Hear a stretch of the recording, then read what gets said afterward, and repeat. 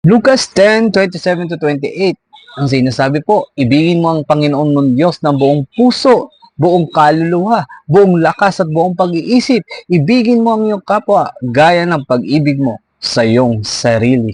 Sinasabi po ng ating Panginoong Diyos na i-priority natin siya sa buhay natin, na ibigin natin siya ng buong puso, buong kaluluwa, buong pag-iisip at buong lakas.